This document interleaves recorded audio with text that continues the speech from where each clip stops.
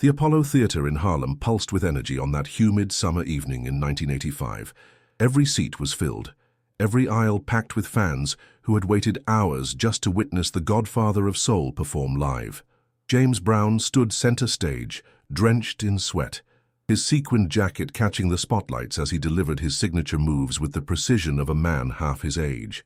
The band behind him roared through the brass section, drums thundering like heartbeats synchronized with the crowd's anticipation. This wasn't just a concert, it was a spiritual experience, a moment where music transcended entertainment and became something deeper, something that connected strangers through rhythm and raw emotion. The walls of the legendary venue seemed to vibrate with decades of history, every brick holding memories of performers who had graced this same stage, but tonight belonged entirely to James Brown. His voice cut through the air like lightning, commanding attention with every note, every perfectly timed scream that sent shivers down the spines of even the most seasoned concertgoers. Marcus Thompson sat in the third row, his hands trembling slightly as he watched his childhood hero command the stage with unmatched charisma. At 32 years old, Marcus had traveled from Detroit specifically for this show, carrying with him a story he had never shared publicly, but had rehearsed 1,000 times in his mind. He wore his best suit, the navy blue one his late mother had bought him years ago for job interviews, and clutched a folded photograph in his jacket pocket. Around him, fans screamed lyrics, danced in their seats, and raised their hands toward the stage as if reaching for something sacred. Marcus remained still, his eyes fixed on James Brown, calculating the right moment, knowing that what he was about to do would either change his perspective forever or leave him with profound regret. The photograph in his pocket felt heavier than any physical object should, weighted with memories and emotions he had carried alone for far too long. He had promised himself that if he ever got the chance to see James Brown perform live, he would find the courage to express what words had failed to capture for years. The stage setup was magnificent. Multicolored lights swept across the audience in synchronized patterns, creating an almost dreamlike atmosphere that made the entire experience feel surreal. James Brown's band, a collection of some of the finest musicians in the industry, played with the kind of tight precision that only comes from years of performing together night after night across countless cities. The saxophone player hit a solo that made the crowd erupt in applause, while the guitarist laid down riffs that seemed to pull emotion directly from the soul. Background singers swayed in perfect harmony, their voices blending with James Brown's in a way that elevated every song beyond mere performance into something approaching art. The energy in the room was electric, palpable, as if the very air had become charged with the collective emotion of thousands of people experiencing something extraordinary together. Young fans who had discovered James Brown through their parents' record collections stood beside older audience members who had followed his career since the beginning, all united in their appreciation for a living legend. James Brown transitioned into "It's a man's world," and the entire theater fell into a reverent hush. His voice, weathered by decades of touring but still powerful enough to shake the rafters, filled every corner of the venue. Women dabbed tears from their eyes with tissues pulled from purses, their mascara running slightly as the emotional weight of the song hit them. Men nodded slowly. Lost in memories, the song awakened. First loves, lost opportunities, moments of triumph and heartbreak that the lyrics seemed to understand perfectly. Marcus felt his chest tighten as the opening notes washed over him. This was the song his mother used to play on Sunday mornings while cooking breakfast, the melody that had soundtracked his entire childhood. He could almost smell the bacon frying, see her swaying by the stove with a wooden spoon in hand, singing along despite never quite hitting the right notes.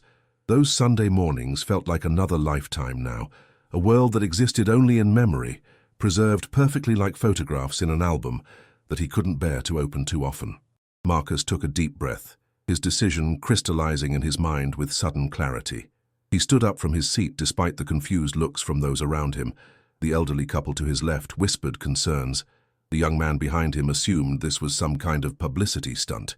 Marcus began walking toward the stage, his legs moving with a determination that surprised even himself. Security guards noticed immediately, their training kicking in as they moved to intercept what appeared to be a stage rusher. But something in Marcus's demeanor, the purposeful stride, the tears streaming freely down his face, the complete absence of aggression or chaos, made them hesitate just long enough. One guard reached out to grab his arm but paused when he saw Marcus's expression, recognizing something genuine in those tear-filled eyes. Marcus reached the stage edge and pulled himself up with surprising agility, his hands gripping the platform as adrenaline surged through his body. James Brown noticed the commotion, but continued singing, his professionalism never wavering even as this unexpected visitor climbed onto his stage. The band kept playing, though several musicians exchanged quick glances, ready to stop if this situation turned problematic. The audience gasped collectively, a wave of surprise rippling through the crowd as they watched this unfold. Some fans stood up to get a better view, others pulled out cameras hoping to capture whatever was about to happen. Marcus walked across the stage slowly, deliberately, his eyes locked on James Brown with an intensity that spoke of deep personal significance. When he reached the center, just a few feet from where the legend stood mid-performance, Marcus did something nobody expected. He dropped to his knees, his hands clasped together, his entire body language communicating profound gratitude and respect. James Brown's voice faltered for just a split second, the first time all evening his performance had wavered. He looked down at this man kneeling before him, this stranger whose face was contorted with emotion, and something in that moment transcended the typical performer-audience dynamic. The music softened as the band instinctively adjusted, sensing that whatever was happening needed space to breathe. The audience fell completely silent, thousands of people holding their collective breath, waiting to understand what this moment meant. Marcus looked up at James Brown, his voice breaking as he spoke words that would echo through that theater and eventually through hearts around the world. The photograph in his pocket remained there, but the story it represented was about to be shared in the most unexpected and powerful way possible. Time seemed to slow down, the stage lights creating an almost ethereal glow around the two men, and everyone present knew they were witnessing something extraordinary, something that would stay with them forever. James Brown lowered his microphone slowly, his eyes never leaving the man kneeling before him on the stage. The band continued playing softly, creating a gentle musical backdrop that seemed to honor the gravity of the moment without overwhelming it. Security guards stood frozen at the stage edges, their radios silent, their instincts telling them that intervening now would be wrong, that whatever was unfolding needed to happen. The audience remained completely still, every person in that packed theater leaning forward slightly, straining to hear what this stranger might say to their idol. Marcus's shoulders shook with emotion, his hands still clasped together as if in prayer, and when he finally found his voice, it emerged raw and trembling, but filled with a sincerity that cut through any remaining uncertainty in the room. James Brown knelt down slightly, bringing himself closer to Marcus's level, a gesture of respect that surprised even his own band members who had worked with him for years. "Mr. Brown," Marcus began, his voice barely above a whisper, yet somehow carrying across the hushed venue. "I need to tell you something I've carried for 15 years. He paused, swallowing hard, fighting against the wave of emotion threatening to overwhelm him completely. "When I was 17 years old, I was in the darkest place anyone could imagine. I had lost my father to a factory accident the year before. My mother was working 3 jobs just to keep food on the table, and I felt completely invisible to the world. I was angry, confused, and I couldn't see any reason to keep going." The audience listened with rapt attention, many people already feeling tears forming in their own eyes as they recognized the pain in Marcus's confession. James Brown's expression shifted from cautious curiosity to deep empathy, his hand reaching out slightly as if wanting to offer comfort, but waiting for the right moment. Marcus continued, his words gaining strength even as his voice remained thick with emotion. "One night I was sitting alone in my room, feeling like I had reached the end of everything, and your song, 'Get Up Off of That Thing,' came on the radio. At first I tried to ignore it, but something about that beat, that energy, that command in your voice, it broke through the walls I had built around myself." Marcus pulled the folded photograph from his jacket pocket with trembling fingers, holding it up so James Brown could see. It was a picture of a teenage Marcus, noticeably thinner, standing in front of a small house with a determined expression on his young face. "This was taken the morning after I heard that song," Marcus explained, his voice cracking with the weight of memory. "Something shifted in me that night. Your music didn't just make me want to dance, it made me want to live. It reminded me that I had worth, that I had purpose, that giving up wasn't the answer." He looked directly into James Brown's eyes now, tears streaming freely down his cheeks. I got up the next morning and I started running. I ran every single day, using your music to push through the pain and exhaustion. I went back to school, got my diploma, worked my way through community college while holding down 2 jobs. I met a woman named Patricia at a local diner where I was washing dishes. She's now my wife of 8 years. We have 2 beautiful children, Mr. Brown. 2 little girls who will never know how close they came to never existing. The photograph shook in Marcus's hand as the full emotional weight of his confession poured out. I came here tonight to tell you that you saved my life, not metaphorically, not as an expression, literally. Your music reached into a dark room where a lost kid was sitting alone and it pulled him back from the edge. You gave me hope when I had none left. The silence in the Apollo Theatre was absolute and profound. Grown men wiped their eyes discreetly. Women openly sobbed into their hands, and even the hardened security guards found themselves swallowing lumps in their throats. James Brown's face transformed through a spectrum of emotions: surprise, humility, profound sadness for what this young man had endured, and ultimately, a deep recognition of the responsibility that came with his influence.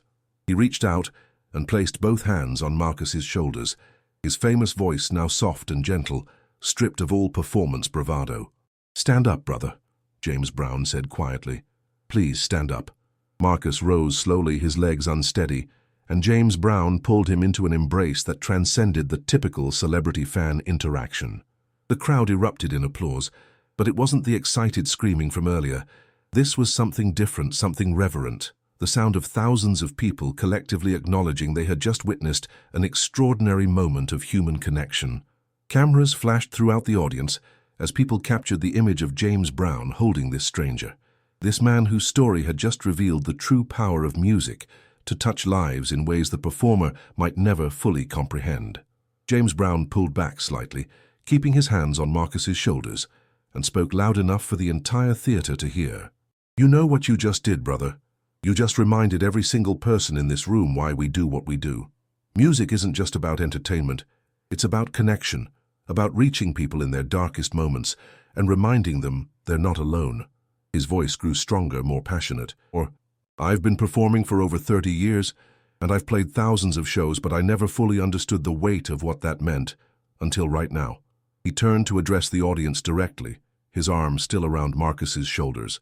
This young man could have stayed in his seat tonight. He could have kept his story to himself. But he had the courage to stand up here and share something incredibly personal, and in doing so, he's given all of us a gift, the reminder that our lives matter, that our actions have consequences beyond what we can see, and that hope is real. The audience rose to their feet in a standing ovation, the applause building like thunder, mixing with cheers and shouts of encouragement directed at Marcus. Marcus stood there beside his hero, overwhelmed by the response, by the acceptance, by the validation of emotions he had kept private for so long. James Brown turned back to him and said something that only Marcus could hear amidst the roar of the crowd, words spoken directly into his ear that made Marcus's face crumble into fresh tears, even as he smiled. Then James Brown did something completely unexpected. He called over one of his band members and asked for an acoustic guitar. The band member quickly retrieved one from backstage, and James Brown gestured for the crowd to quiet down. "Ladies and gentlemen," he announced, "this young man just shared his story with all of us. I think the least we can do is share something back." He looked at Marcus. "What's your wife's name, brother?" Marcus, barely able to speak, managed to whisper, "Patricia." James Brown nodded, adjusted the guitar in his hands, and began playing a gentle, stripped-down version of "Try Me," one of his earliest hits, a song about longing, about reaching out, about the vulnerability of opening your heart to another person. As he sang, James Brown kept his eyes on Marcus, and the entire performance became a gift, a musical thank you for the honesty and courage Marcus had shown. The atmosphere in the Apollo Theatre had transformed completely. What began as a high-energy concert had evolved into something far more intimate and profound, a communal experience of healing, recognition, and shared humanity. People in the audience turned to strangers beside them and shared their own stories in whispered conversations, inspired by Marcus's bravery to acknowledge the struggles they had faced and overcome. Some admitted to similar dark periods in their lives. Others spoke of family members they wished could have heard messages of hope before it was too late. The walls between performer and audience, between strangers sitting in adjacent seats, seemed to dissolve entirely. James Brown finished the song, the final guitar note hanging in the air like a prayer, and then he handed the guitar back to his band member. He pulled Marcus into another embrace, this one longer than the first, and when they separated, both men were visibly changed by the encounter. James Brown wiped his own eyes, a rare display of emotion from a man known for his commanding stage presence and professional discipline. Marcus mouthed the words "thank you" over and over, unable to articulate the full depth of his gratitude, and James Brown simply nodded, understanding that some feelings exist beyond language. As Marcus prepared to return to his seat, James Brown stopped him one final time and said loud enough for everyone to hear, "Brother, you don't ever forget. You've got a family counting on you, a future waiting for you, and a story that's going to inspire people you'll never even meet. Keep running, keep fighting, and keep living. The world needs people like you." Marcus made his way back to his seat, his legs still shaking from the adrenaline and emotion of what had just transpired on stage. The audience parted for him like a wave, people reaching out to touch his shoulder, shake his hand, or simply nod in acknowledgement as he passed. Several men his own age whispered "thank you" as he walked by, their eyes glistening with unshed tears, recognizing pieces of their own struggles in his story. An elderly woman in a floral dress grabbed his hand as he passed her row and squeezed it tightly, saying nothing but communicating everything through that simple gesture. When Marcus finally reached his seat in the third row, the people around him, who had been strangers just an hour ago, now looked at him with a familiarity and warmth typically reserved for old friends. The young man behind him leaned forward and said, "Man, I needed to hear that tonight. I really needed to hear that." Marcus turned around, saw the vulnerability in the stranger's eyes, and understood immediately that his decision to climb that stage had created something far bigger than a personal moment with his hero. James Brown stood center stage, watching Marcus settle back into his seat, and the veteran performer took a long moment before speaking again. The band remained silent, instruments ready but waiting for their leader's cue. James Brown wiped his face with a white towel handed to him by a stagehand, then addressed the crowd with a voice that carried both strength and tenderness.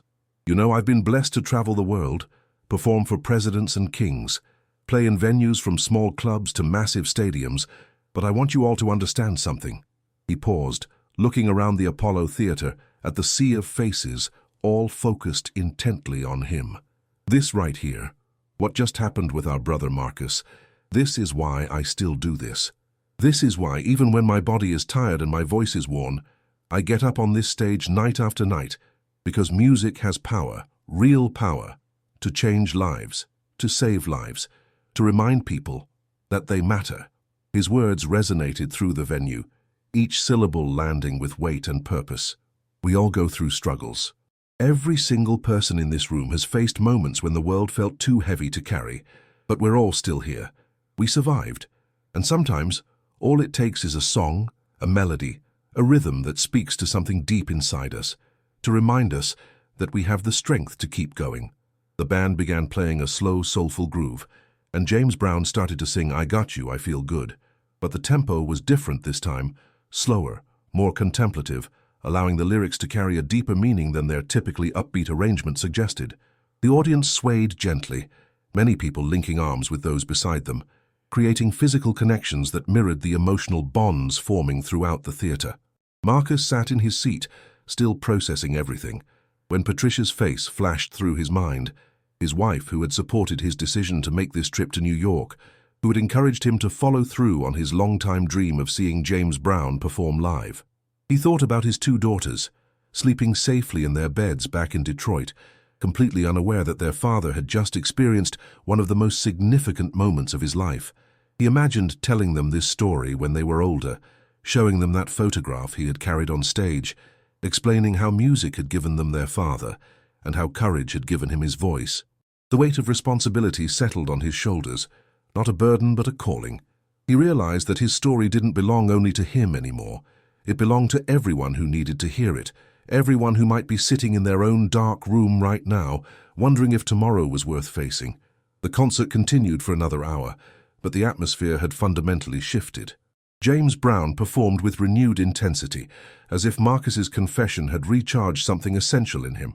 He moved across the stage with that legendary energy, But there was an additional layer of purpose now, a visible awareness of the sacred responsibility he carried as an artist. Between songs, he spoke directly to the audience about perseverance, about community, about the importance of reaching out when darkness threatened to overwhelm.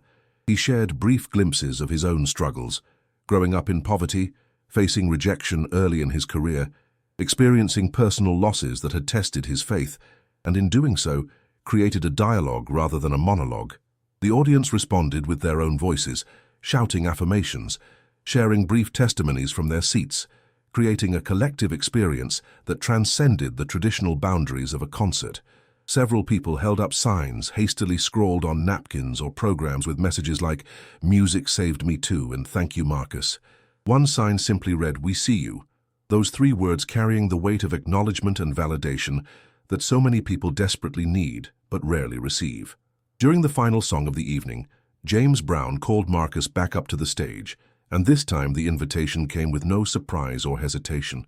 Marcus climbed up confidently, standing beside the godfather of soul as the band launched into "Get Up Offer That Thing," the very song that had pulled him back from the edge 15 years earlier. James Brown handed him a microphone, and together they performed for the crowd. Marcus's untrained but genuine voice blending with the legend's powerful vocals.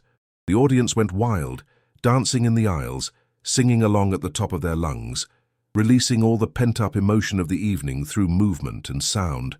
Marcus danced alongside James Brown, his earlier tears replaced by pure joy, his body expressing gratitude that words could never fully capture.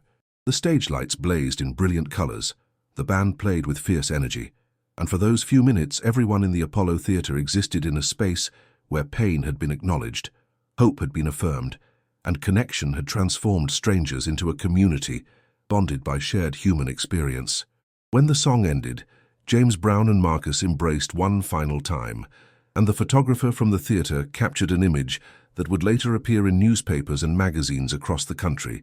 Two men from vastly different worlds, united by the simple but profound truth that music matters, stories matter, and courage matters.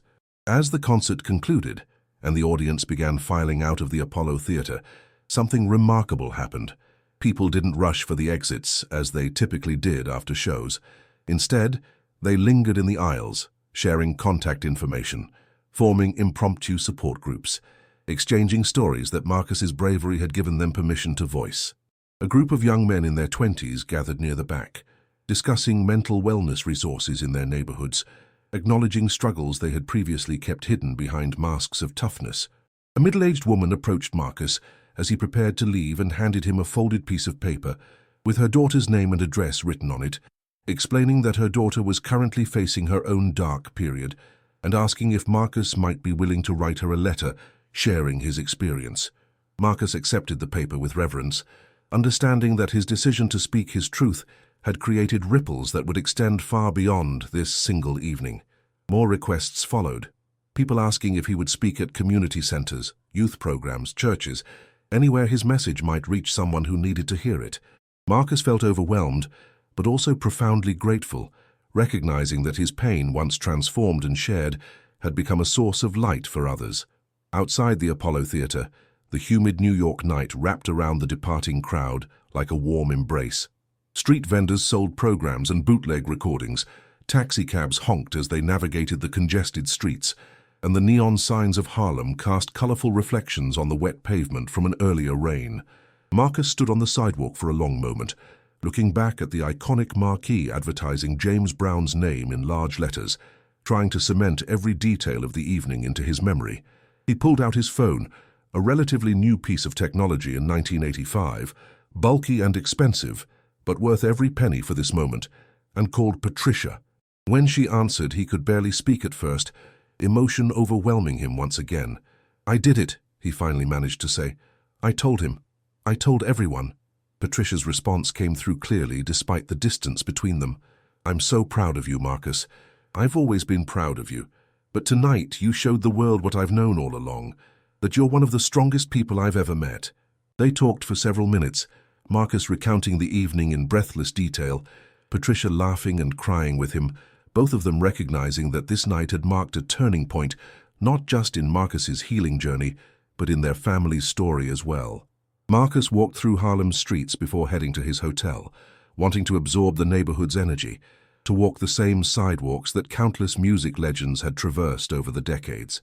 He passed the famous soul food restaurants, their windows still glowing with warm light despite the late hour, releasing aromas of cooking that mixed with the city's distinctive scent. Young people gathered on stoops, their boomboxes playing the latest hip-hop tracks, creating a soundtrack for the streets that felt both contemporary and connected to the rich musical legacy of the neighborhood. An elderly man sitting on his apartment building's front steps nodded at Marcus as he passed, and somehow that simple acknowledgement felt significant, as if the entire community had become aware of what had transpired in the Apollo Theater and had collectively decided to welcome this visitor into their circle. Marcus thought about his daughters again, about the world they would grow up in, about the challenges they would inevitably face. He made a silent promise to himself that he would teach them the lessons he had learned, that vulnerability is strength, that asking for help is courage, that their stories matter and deserve to be told, and that sometimes the most powerful thing a person can do is simply to keep going, to keep showing up, to keep believing that tomorrow holds possibilities they cannot yet imagine. When Marcus finally returned to his hotel room in the early hours of the morning, he sat by the window, looking out at the New York City skyline, the photograph from his pocket now resting on the small desk beside him. He had entered the Apollo Theater as a fan, hoping to see his hero perform, but he left as something more, a messenger, a testimony to the power of human resilience, a living reminder that the darkest nights can give way to brighter mornings. He thought about writing down everything that had happened, preserving the details while they remained fresh, but instead, he simply sat in silence, allowing himself to feel the full spectrum of emotions the evening had evoked. Gratitude, relief, joy, purpose, they all washed over him in waves, and he welcomed each one. Somewhere in that theater, James Brown was likely experiencing his own reflections on the evening, perhaps reconsidering the impact of his decades-long career through the lens of Marcus's story. And across America, in countless homes and apartments and rooms, people were going about their lives unaware that in a historic theater in Harlem, something profound had occurred, a moment of connection that proved music's ability to transcend entertainment and become, quite literally, a lifeline. Marcus eventually fell asleep in the chair by the window, the city's lights creating patterns on his peaceful face, and he dreamed of running, not away from something, but toward everything his life still held, carried forward by the rhythm of hope that James Brown's music had first planted in his heart 15 years earlier, and that tonight had been fully, beautifully validated before thousands of witnesses who would carry that message forward into their own lives and communities, creating ripples that would continue long after this remarkable night had passed into memory and legend.